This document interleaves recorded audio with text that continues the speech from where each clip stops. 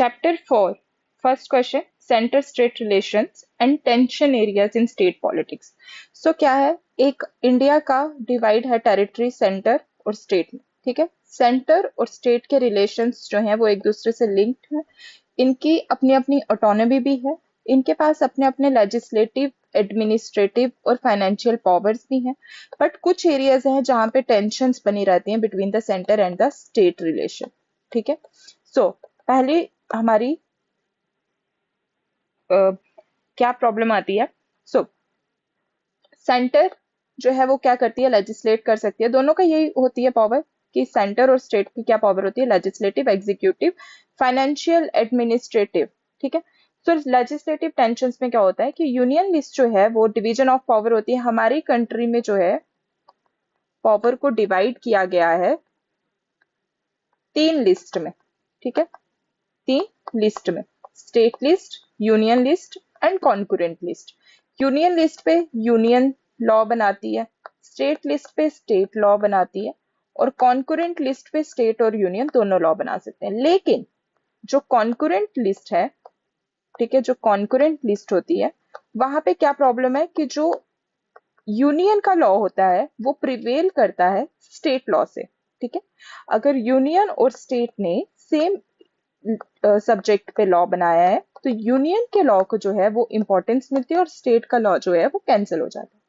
ठीक है, आर्टिकल 356 जो है वो क्या करता है, उसके अकॉर्डिंग हम क्या कर सकते हैं, प्रेसिडेंट रूल. और इस आर्टिकल को बहुत ज्यादा मिसयूज किया जाता है क्योंकि जब ये आर्टिकल लगता है तो स्टेट जो है वो डायरेक्ट कंट्रोल में आ जाती है किसके, सेंटर के. एक ये एरिया ऑफ टेंशन रहता है. उसके बाद dispute often arises when state passes law that is contrary to central policies. ठीक है, स्टेट कोई ऐसा लॉ पास कर दे जो सेंट्रल पॉलिसीज के बिल्कुल भी साथ नहीं बल्कि उसके ऑपोजिट हो. ठीक है, तो एक ये डिस्प्यूट, ये 3. देन फाइनेंशियल टेंशन क्या रहती है, क्योंकि जितना भी जीएसटी वो सब किसके पास जाता है, सेंटर. अब सेंटर जो है इसको स्टेट्स में डिवाइड करती है. ठीक है, स्टेट 1, स्टेट 2, स्टेट 3. अब जो ये है, एक ये स्टेट्स जो है वो हैवीली किस पे डिपेंड करते हैं, सेंटर पे, मनी के लिए. और जो सेंटर है उसका कंट्रोल किस में होता है, डिस्ट्रीब्यूशन, जैसे अभी हमने पढ़ा. हो सकता है कि एक सेंटर जो है कभी स्टेट 1 को ज्यादा पैसे दे दे स्टेट 2 और स्टेट 3 से अपने पॉलिटिकल गेन्स के लिए. इसकी वजह से कभी कभी क्या होता है, वर्टिकल फिस्कल इम्बैलेंस होता है.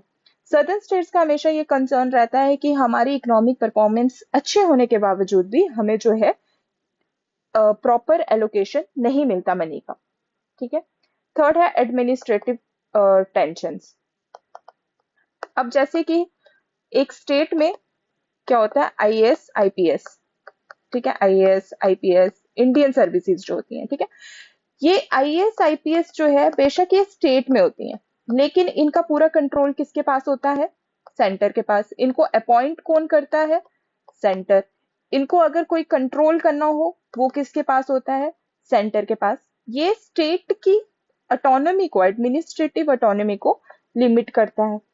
सेंटर की कुछ एजेंसीज हैं जैसे सीबीआई, ईडी. ठीक है, ये इंटरफेयर करती हैं स्टेट में, they can directly interfere in state. और बहुत बारी इसके पीछे क्या होता है, पॉलिटिकली मोटिवेटेड होता है ये, right. These are politically motivated. Then centre जो है वो क्या करता है, गवर्नर अपॉइंट करता है.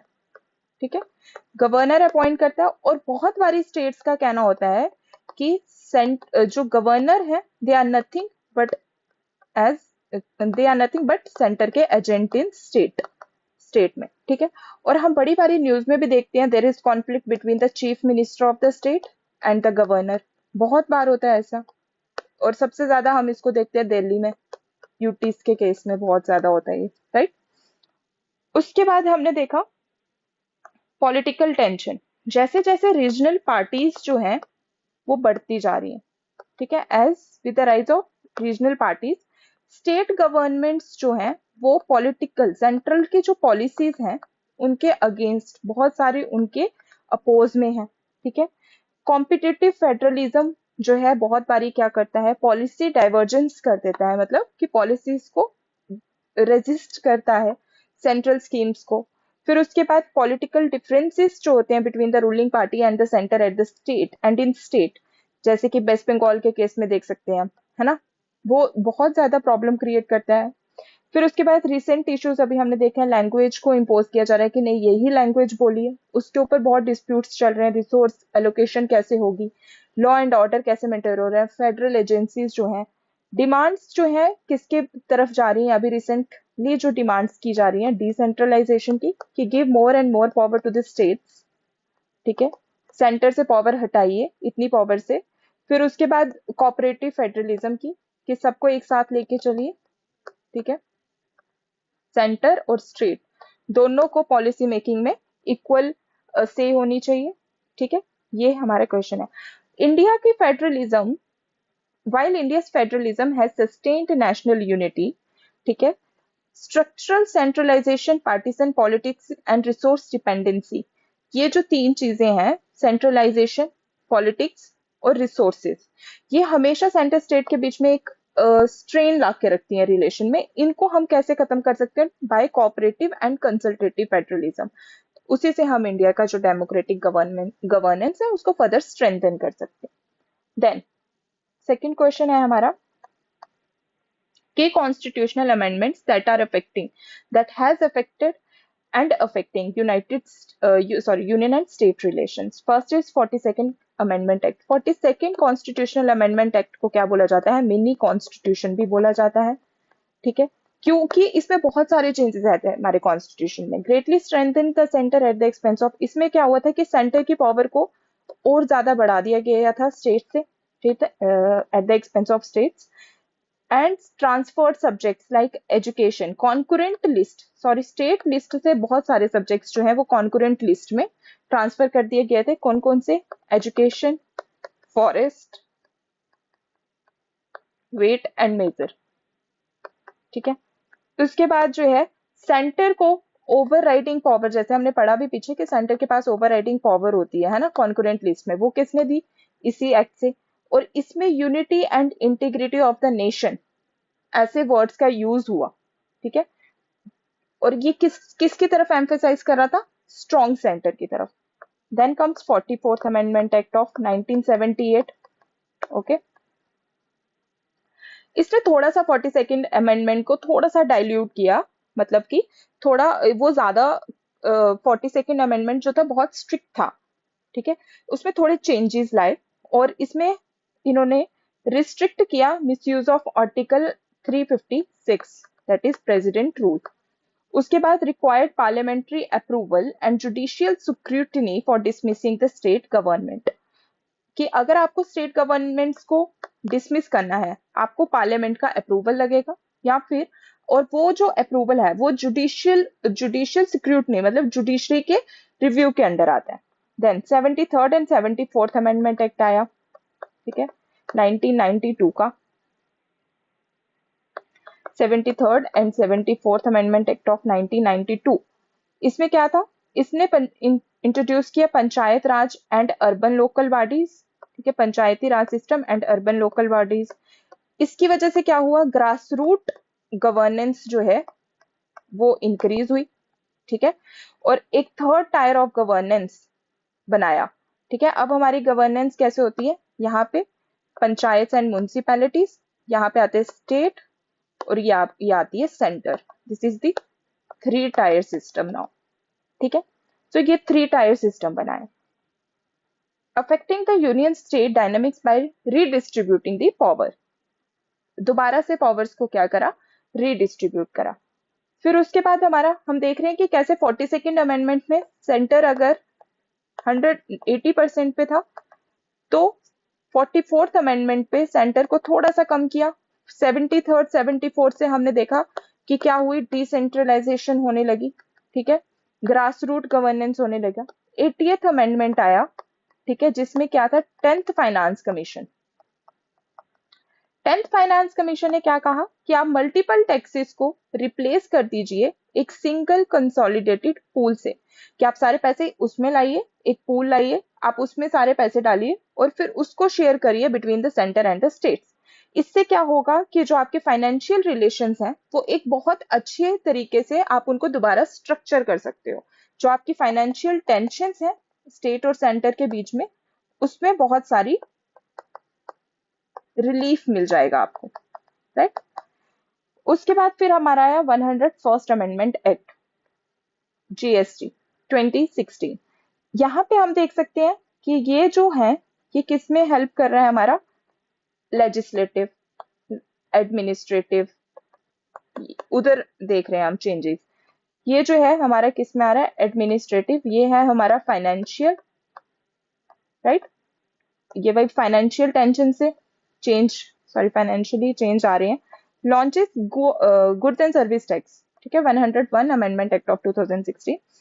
इसने क्या किया, बहुत सारे सेंटर और स्टेट्स के जो इनडायरेक्ट टैक्सेस थे उनको क्या कर दिया, रिप्लेस, और एक जीएसटी काउंसिल एस्टैब्लिश की, जहां पे क्या होगा कि सेंटर के पास ग्रेटर कंट्रोल रहेगा डिस्प्यूट रेजोल्यूशन में, बट सेंटर और स्टेट्स दोनों रिप्रेजेंट करेंगे उस जीएसटी काउंसिल में, दो सेंटर के पास ज्यादा कंट्रोल रहेगा। सो इसमें क्या हुआ कि स्टेट की जो फिजिकल ऑटोनॉमी थी उसको तो कम किया, बट उससे कोऑपरेटिव फिजिकल फेडरलिज्म को प्रमोट किया, इससे कोऑपरेटिव फिजिकल फेडरलिज्म को प्रमोट किया गया। अच्छा, next is 86th amendment act of 2002, right. इसमें क्या हुआ था कि एलिमेंट्री एजुकेशन को एक फंडामेंटल राइट बनाया। एलिमेंट्री एजुकेशन इज छोटे बच्चों की जो एजुकेशन होती है। Affected state responsibilities in education, a subject move to concurrent list, ठीक है। अब जो है की अमेंडमेंट्स जो इसमें हुई हैं 42nd, 44th, 73rd, 74th, 80th और 101, क्या हुआ है उनमें। 42nd में स्ट्रेंथन किया गया सेंटर को, 44th में लिमिट किया गया आर्टिकल 356 को, सेंटर को थोड़ा कंट्रोल में लाया गया। 73rd और 74th में लोकल गवर्नेंस रिफॉर्म्स किए गए, डिसेंट्रलाइजेशन हुई। 80th में रेवेन्यू पुलिंग, फिजिकल जो है उसको ज्यादा स्ट्रक्चर किया गया, और 100 में इसमें हमारा क्या हुआ, फिजिकल फेडरलिज्म को प्रमोट किया गया, राइट। सो कॉन्स्टिट्यूशनल अमेंडमेंट्स ने क्या किया है, रीशेप किया है सेंटर स्टेट रिलेशनशिप को। पर हमारा ये है कि हमेशा से क्या रहा है कि थोड़ा सा हमारा इंडिया, क्योंकि हमारी इंडिया इज सो डाइवर्स, तो उसमें थोड़ी सी सेंट्रलाइजिंग टेंडेंसी है, ठीक है। लेकिन रिसेंट ट्रेंड्स में हम देख रहे हैं कि हमारा इंडिया सेंट्रलाइज्ड से कोऑपरेटिव फेडरलिज्म की तरफ टर्न ले रहा है। हमारी अप्रोच जो है इंडिया की वो ये हो गई है, सेंट्रलाइजिंग से कोऑपरेटिव फेडरलिज्म, ओके। सो ये जो बैलेंस ऑफ पावर है ये कंटिन्यू रहेगा इवॉल्व होना with changing political, economic and social context में, कॉन्टेक्स्ट के जैसे जैसे वो चेंज होते जाएंगे बैलेंस ऑफ पावर भी धीरे धीरे क्या होगा, चेंज होता जाएगा, ठीक है। नेक्स्ट क्वेश्चन है, reason for the demand of state autonomy in India. India में हमने देखा कि बहुत सारी स्टेट्स हैं वो डिमांड करती हैं कि हमें अलग कर दिया जाए। क्या रीजन है इसका कि क्यों ऐसा होता है। The demand for greater state autonomy in India has been recurring theme in Indian politics 1960 से जो है ये चलता आ रहा है, और इसका reason arises from the structured centralisation in India's federalism. क्योंकि हमने पढ़ा कि इंडिया जो है वो, मैंने आपको बताया कि सेंट्रलाइज्ड टेंडेंसी है उसमें, ठीक है। सो इसी की वजह से, और ये एक ये रीजन प्लस जो रीजनल एस्पायरेशंस हैं लोगों की अक्रॉस स्टेट्स वो क्या बढ़ती जा रही हैं, ठीक है। और हर रीजन की अपनी एक अलग एस्पायरेशन है, डाइवर्सिटी है, रीजन्स की एस्पायरेशन में डाइवर्सिटी है, और उनको ऐसे लगता है कि सेंटर वो जो है वो फुलफिल नहीं कर सकता, ठीक है। So they wanted their own state, ठीक है, they wanted autonomy, right? So centralized reasons क्या है, first centralized federal structure, the Indian constitution provides more power to the center than the states से ज्यादा center को power दी है Indian constitution ने। Union list जो है वो डोमिनेट करती है स्टेट लिस्ट और कॉन्करेंट लिस्ट को, और सेंटर के पास पावर, ओवरराइड पावर्स होती हैं किसके, स्टेट लॉज पे भी। State seeks more legislative and administrative independence, ठीक है। स्टेट्स को ये होता है कि हमें ज्यादा इंडिपेंडेंस चाहिए, हम अपने लॉस खुद बनाना चाहते हैं, हम अपनी स्टेट को खुद एडमिनिस्टर करना चाहते हैं अपने हिसाब से, जैसे हमारी रीजन की डिमांड है, जैसे हमारी स्टेट की डिमांड है। Then financial dependence, States have limited tax powers and depend heavily on center transfers, grants, GST compensation. और स्टेट्स जो है वो हेविली किस पे डिपेंड करती हैं? सेंटर्स पे, उनकी ग्रांट्स पे, उनके जीएसटी के कॉम्पनसेशन पे। कभी कभी क्या होता है कि वर्टिकल फिजिकल इम्बैलेंस जो है वो क्या करती है? रिड्यूसेस देयर ऑटोनॉमी, ठीक है, और प्लानिंग और डेवलपमेंट, क्योंकि उनको पैसे कम होते हैं तो वो प्लानिंग और डेवलपमेंट उस हिसाब से कर नहीं सकती, ठीक है। और अल्टीमेटली पता ही है, अगर डेवलपमेंट नहीं होगी तो वो किस पे अफेक्ट करेगा? गवर्नमेंट की अगले साल इलेक्शंस पे, राइट? हमने पढ़ा था अभी स्ट्रक्चर, है ना? सो political interference, frequent misuse of article 356, वो जो है वो क्या करते हैं? डिसमिस कर देते हैं स्टेट गवर्नमेंट को, जिसकी वजह से जो हमारे फेडरल प्रिंसिपल्स हैं वो वायलेट हो जाते हैं। गवर्नर रोल हमेशा कंट्रोवर्शियल रहा है कि सेंटर का एजेंट है, जो भी होता है सेंटर की वजह से हमें अफेक्ट होता है, ऐसा स्टेट्स को कहना है। So rise of regionalism, regional parties representing linguistic, ethnic and cultural identities demand more control over their governance। क्योंकि क्या हो रहा है कि रीजनल पार्टीज बन रही हैं, ठीक है। रीजनल पार्टीज को लगता है कि हम अपने रीजन को ज्यादा अच्छे से जानते हैं, हम उनको लिंग्विस्टिकली ज्यादा जानते हैं, हम उनसे एथनिकली ज्यादा कनेक्टेड हैं, हम उनकी कल्चरल आइडेंटिटीज जो है हम उनको बचा के रख सकते हैं, हम उनकी डिमांड्स को जो है वो कंट्रोल, डिमांड्स जो है वो फुलफिल कर सकते हैं। इसलिए हमें खुद कंट्रोल चाहिए अपने, हमें गवर्नेंस खुद करनी है अपनी अकॉर्डिंगली। सो जैसे कि इसकी एग्जांपल्स हैं DMK in Tamil Nadu, Akali Dal in Punjab, TMC in West Bengal. Then unequal development, states blame the centre for regional disparities in development, ठीक है। स्टेट्स को लगता है कि सेंटर जो है वो डिस्पैरिटीज करती है, मतलब किसी रीजन को अच्छे से डेवलप किया है, कहीं पे कोई रीजन बैकवर्ड रह गया है, ठीक है, तो they want to pursue with independent policies, ठीक है, वो अपने अपनी पॉलिसीज बनाना चाहती हैं, development policies.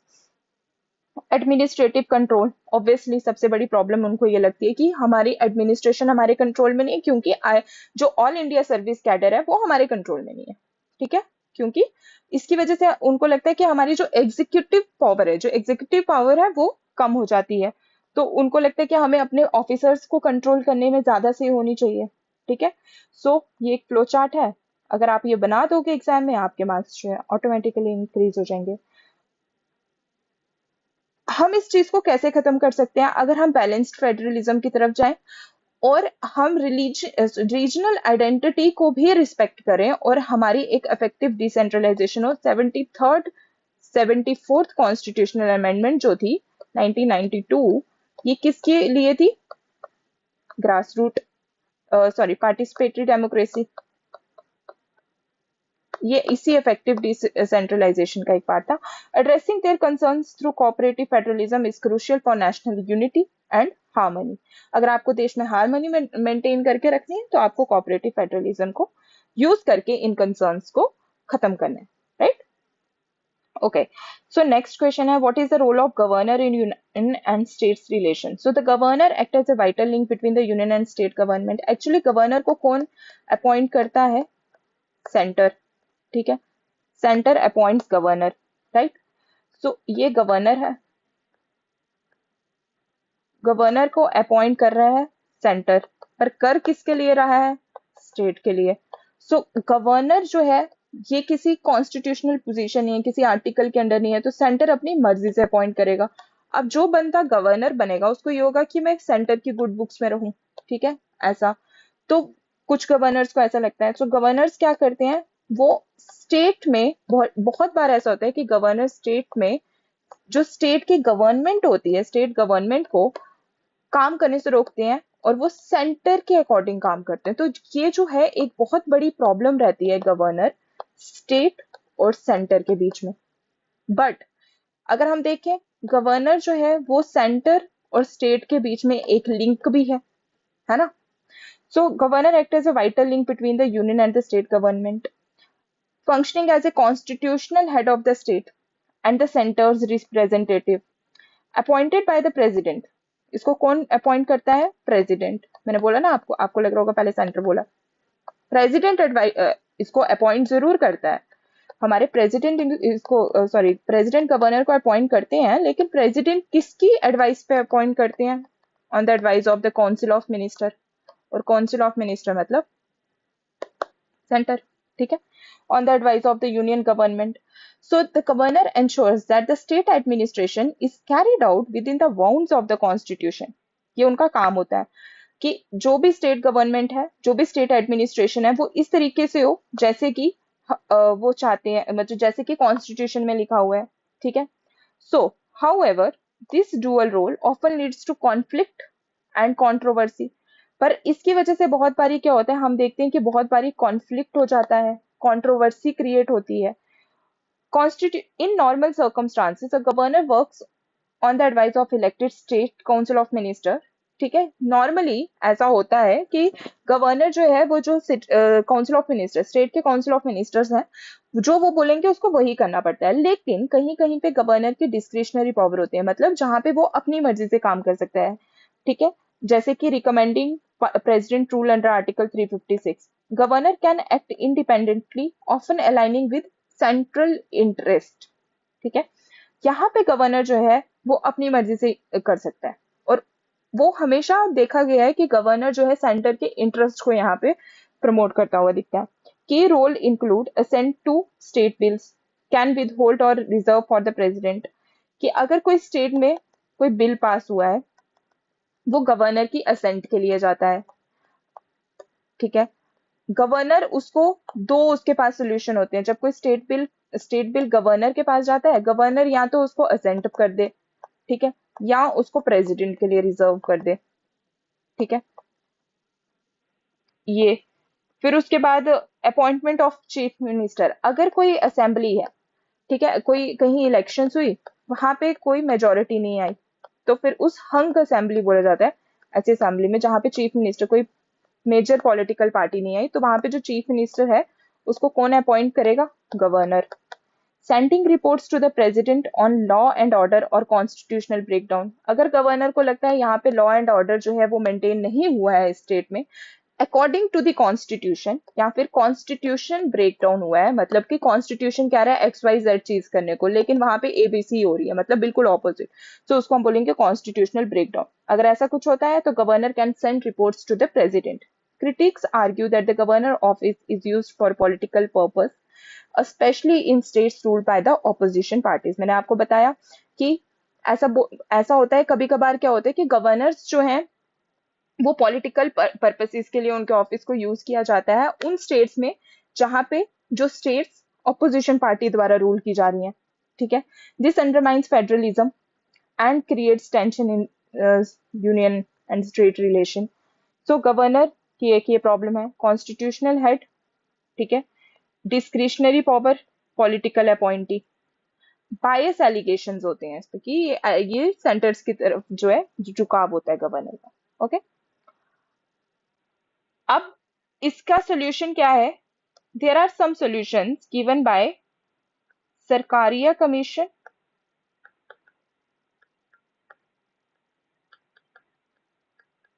And Punchhi report,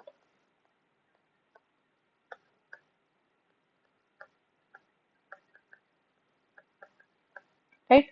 Sarkaria commission और पंछी कमीशन के अकॉर्डिंग कि हमें गवर्नर ऐसा बंदा लेना चाहिए, कुछ रिकमेंडेशंस है कि गवर्नर आउट ऑफ स्टेट होना चाहिए, ठीक है। मैं इसकी रिकमेंडेशंस आपको लास्ट में ऐड ऑन करवा दूंगी, आप वहां से पढ़ लेना। गवर्नर आउट ऑफ स्टेट होना चाहिए, गवर्नर ऐसा बंदा होना चाहिए जो पॉलिटिकल पार्टीज से कनेक्टेड ना हो, not connected to political parties, ठीक है।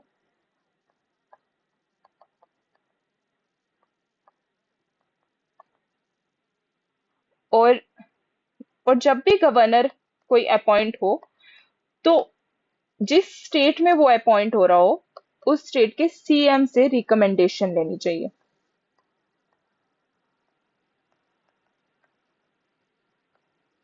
ठीक है। ये ऐसे कुछ रिकमेंडेशंस है जिसे गवर्नर ऑफिस को थोड़ा न्यूट्रल किया जा सके, ठीक है। ओके, नेक्स्ट है reorganisation of states in India. The reorganisation of state was a major post independence development aimed at reshaping India's political map based on linguistic, cultural and administrative considerations। ये जो है reorganisation of states, क्या हुआ कि जब हमारी independence मिल गई, फिर हमें इंडिया के पॉलिटिकल मैप को दोबारा से शेप किया गया, दोबारा बनाया गया on the basis of what, linguistic, cultural और administrative considerations. Historical background. After independence India inherited a fragmented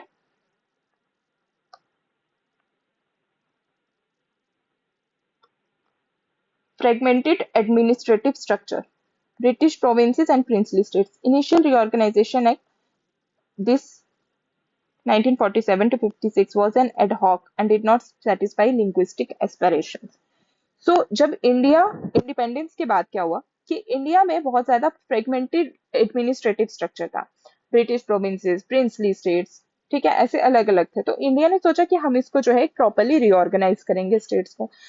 reorganisation होने के बाद भी बहुत सारी एस्पायरेशंस थी, जो लिंग्विस्टिक एस्पायरेशंस थी वो मैच नहीं हो पाई। सो फिर उसके बाद हमारी स्टेट रिऑर्गेनाइजेशन एक्ट आया 1956 में। इसके रिकमेंडेशन किसके बेसिस पे थी? फैजल अली कमीशन 1953। स्टेट्स को रिऑर्गेनाइज किया largely on linguistic lines, language के बेसिस पे, जिसके रहते 14 स्टेट्स बनी और 6 union territories. Subsequent reorganisation, further demands to, फिर उसके बाद क्या हुआ, दोबारा से डिमांड्स क्रिएट हुई और फिर हमारा बना creation of Punjab and Haryana in 1966, north eastern states like Meghalaya, Mizoram, Arunachal Pradesh between 1970 and 1980s, Chhattisgarh, Jharkhand, Uttarakhand 2000, Telangana 2014। ठीक है, क्या ये सारी स्टेट्स सिर्फ लैंग्वेज के बेसिस पे रिऑर्गेनाइज हुई थी? नहीं, झारखंड, छत्तीसगढ़ और उत्तराखंड का था डेवलपमेंट, ठीक है। तेलंगाना को भी ऐसा लगता था कि वो इकोनॉमिकली बैकवर्ड रह गया है, उसकी वजह से उनकी डिमांड थी ऑटोनॉमी के लिए। ये हमारी एक प्रॉपर टाइमलाइन है स्टेट रिऑर्गेनाइजेशन की। इंडिपेंडेंस 1947, फिर उसके बाद 1953 में पहली हमारी फर्स्ट लिंग्विस्टिक स्टेट जो बनी थी वो थी आंध्र प्रदेश। देन 1956 में रिऑर्गेनाइजेशन एक्ट आया स्टेट का। 1960 से लेके 70s तक ये स्टेट्स बनी हमारी, Punjab, Haryana, north eastern states, और उसके बाद 2000 छत्तीसगढ़, झारखंड, उत्तराखंड, 2014 में Telangana. Okay, then consequential problem of interstate relation, this is the next question. Okay,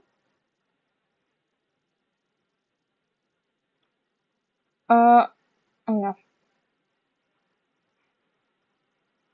actually हम इसको यहां से नहीं करेंगे,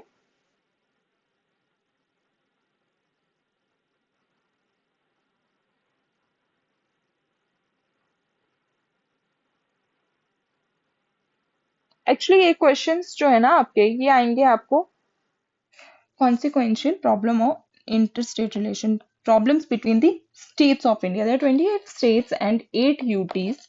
तो उनके बीच में क्या प्रॉब्लम्स आती हैं हम उसके बारे में बात करेंगे।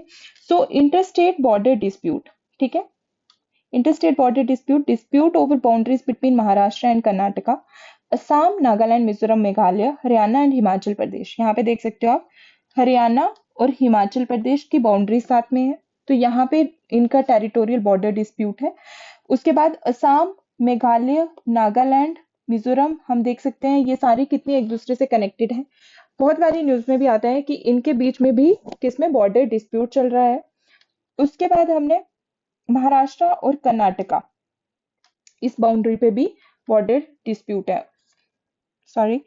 फिर उसके बाद हम देख रहे हैं वाटर शेयरिंग कॉन्फ्लिक्ट, कि रीऑर्गेनाइजेशन डिड नॉट रिवॉल्व रिवर बेसिन इशू, कि क्या होता है कि हर स्टेट्स के बीच में से रिवर्स जा रही हैं, राइट, ये देख लो आप, यहाँ से रिवर जा रही है, रिवर्स, ये सारी रिवर्स हैं, तो इनको अकाउंट में नहीं लिया गया था जब रीऑर्गेनाइजेशन एक्ट हुआ था। अब इनके रिवर वाटर के बीच में क्या है, डिस्प्यूट है, जैसे Kaveri between the Tamil Nadu and Karnataka, it's a very major dispute between the, this is the Kaveri river, ठीक है, this is the Kaveri river, हम देख सकते हैं, it is flowing between the Karnataka region and Tamil Nadu, इन दो water sharing का बहुत dispute है। उसके बाद नेक्स्ट है Krishna, Krishna river between the Telangana, Andhra Pradesh and Karnataka, Ravi Beas between the Punjab and Haryana. So ये एग्जांपल्स आपने लिख दिए। Migration and identity issue, linguistic states increase regional chauvinism, son of the soil movement, जैसे कि हम देखते भी है महाराष्ट्र में कि अगर तुम महाराष्ट्र के हो तो तुम्हें जॉब्स मिलनी चाहिए, ऐसी सारी हॉस्टिलिटीज क्रिएट करना अगेंस्ट माइग्रेंट्स के, ठीक है। उसके बाद political and fiscal competition, uneven development, कहीं पे ज्यादा किसी स्टेट में कम, उसकी वजह से क्या हो रही है, डेवलपमेंट जो अनइवन है, जिसकी वजह से कॉम्पिटिटिव फेडरलिज्म हो रहा है, ठीक है। इंस्टेड ऑफ कोऑपरेटिव फेडरलिज्म जो हम इतनी देर से पढ़ रहे हैं, कॉम्पिटिटिव फेडरलिज्म हो रहा है, जिसकी वजह से क्या हो रहा है, रिसेंटमेंट है, ओवर गुस्सा है लोगों का सेंटर के ऊपर, किसकी वजह से, रिसोर्स एलोकेशन की वजह से। बैकवर्ड स्टेट्स जो है वो डिमांड कर रहे हैं स्पेशल स्टेटस की और ज्यादा फंड्स की। So political and fiscal competition. अब फ्लो चार्ट जो है हमने इसका बनाया हुआ है, border dispute, water dispute, identity conflicts and fiscal imbalances, ठीक है। So the reorganisation of states help fulfil regional aspiration but also generated long-term interstate disputes. Addressing this requires cooperative mechanisms, dialogue and balanced federalism. So जब भी आपको question आए, try to make map, ऐसा question आया अगर आपको, आपको ये मैप ड्रॉ करना है, ये मैप ड्रॉ करने से, सॉरी फॉर दिस, आप जब भी मैप ड्रॉ करोगे ना एक्चुअल में, तो उससे क्या होता है कि एग्जामिनर को पता लगता है कि you are really aware of the issue, कि वो कहाँ हो रहा है, आपने सिर्फ क्रैम नहीं किया उस चीज को, तो उससे आपके मार्क्स जो है वो इंक्रीज होती है। मेजर टाइप ऑफ कॉन्फ्लिक्ट्स हमने पीछे भी पढ़ लिया, boundary dispute, water dispute, language, identity issue, economic and resource sharing. अब इसमें क्या है कि कॉन्स्टिट्यूशन में क्या मैकेनिज्म है इन प्रॉब्लम्स को खत्म करने का, ठीक है। पहला है inter state relation under article 263, recommends policy coordination between the centre and the state. फिर can investigate and disputes, article 263 power देता है सेंटर को, ठीक है, इंटर स्टेट काउंसिल्स बनाने, जिसमें क्या होगा कि सेंटर और स्टेट्स के जितने भी इश्यूज होंगे या बिटवीन द स्टेट्स जो इशू होंगे, आप उनको डिस्कस कर सकते हो। सुप्रीम कोर्ट के पास जुरिस्डिक्शन होती है अंडर आर्टिकल 131 कि वो इंटर स्टेट डिस्प्यूट्स को क्या कर सकता है, डिसाइड कर सकता है, जैसे वाटर शेयरिंग, बाउंड्री कन्फ्लिक्ट्स, ये सब। पार्लियामेंट जो है वो स्टेट बाउंड्रीज को ऑल्टर कर सकती है under article 2 and 3 of the state of the constitution, but after state consultation, ठीक है। plays a role in structural conflict resolution. Then river water tribunals जो है, interstate water dispute act 1956 के under क्या होता है, रिवर वाटर ट्राइब्यूनल्स बनाए जाते हैं जो स्पेसिफिक वाटर कॉन्फ्लिक्ट्स हैं उनको खत्म करने के लिए। और इसमें ये होता है कि अवार्ड जो है ना, मतलब जो भी एक बार बन गया डिसीजन, वो बाइंडिंग है, आप उसको दोबारा से चेंज नहीं कर सकते। अवार्ड तो बाइंडिंग है, मतलब जो डिसीजन आ गया वो बाइंडिंग है, बट जो एनफोर्समेंट है उस डिसीजन की कि वो कितना लागू हो रहा है वो वीक है। सो ये इसका फ्लो चार्ट है, आप इसको देख लेना। कंक्लूजन क्या है कि अगर हमें, वही मैंने आपको बताया कि इंडियन कॉन्स्टिट्यूशन जो है वो बहुत सारी स्टेट से मिलकर बना है और उन स्टेट्स को हमें साथ में लेकर चलना पड़ेगा, और वो हम कैसे कर सकते हैं, कोऑपरेटिव फेडरलिज्म मॉडल से, ठीक है, with judicial political institutional mechanisms, ठीक है। इफेक्टिवनेस किस पे डिपेंड करेगी, obviously political will pay, timely interventions पे और स्टेट और सेंटर की कोलैबोरेशन पे, बट इसका सॉल्यूशन यही है। Okay, thank you, thank you for your patience. If you like the video, please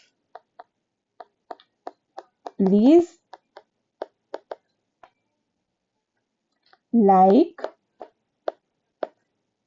share, subscribe. ये आपका पार्ट 1 था PYQ का। अब पार्ट 2 जो है वो हम आपका निकालेंगे। आप ये दोनों पार्ट्स जो है कर लीजिएगा, पार्ट 1 एंड पार्ट 2, और आपको इसकी PDF जो है ना वो टेलीग्राम चैनल में मिल जाएगी, वो मैं डिस्क्रिप्शन डाल दूंगी नीचे, आपको वहां से ले लेनी है। आपने यहाँ से वीडियोस पढ़ के एक दो बारी देख के उसके बाद आप वहां से रिवाइज करोगे, ठीक है। आपने PDFs को रिवाइज करना है, प्लीज रिवाइज कर लेना। उसके बाद फ्लो चार्ट्स मत भूलना, इम्पोर्टेंट।